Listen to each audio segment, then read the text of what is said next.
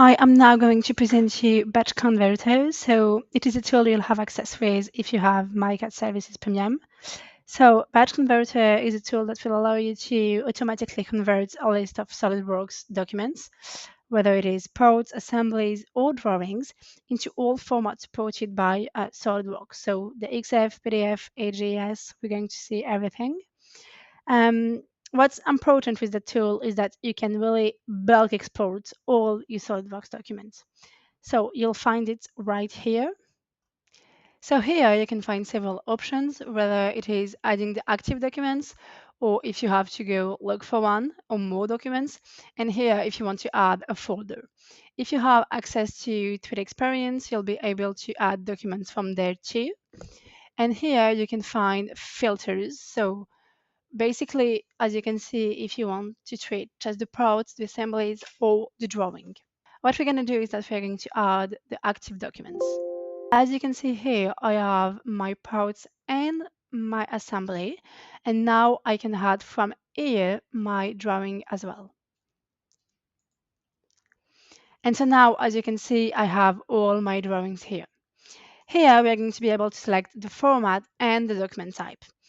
If you want, once you are completely done with your choices, here you can save what you did. So after you can go to the previous session, so you won't have to do it all over again next time. So first of all, we're going to go with PDF here, right here for our drawing.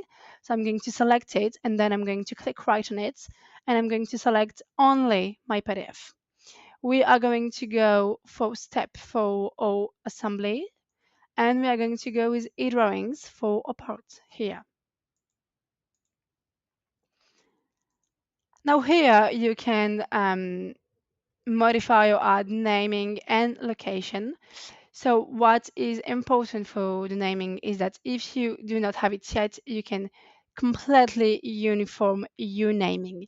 So here we're going to keep going with the file name and the name of the active configuration, but knows that if you are going to adding a file right here, you can uniform your naming with fixed value, with SolidWorks properties, or the counter, by example, if you have a smart counter. So here is the location. So this is a dynamic location. What you can do is that you can add field here as well. But what we're going to do is we are going to select file where we want to save here. Then you'll have some options if you want to here. So here is the general options. Here is the PDF option. So you can choose if you want 3D PDFs or if you want to merge all PDF files in a single file, by example. You'll find here also some export options, and do not hesitate to go see the import options right there. Then we're going to go back on export processing, and we're going to apply what we did. So when the process is over, you have a report that you can see. So it will really allow you to not forgetting anything. So as you can see here, the total processed file is 43. And as you can see right here, the total file successfully processed is 43 as well, which means that none were treated with failure.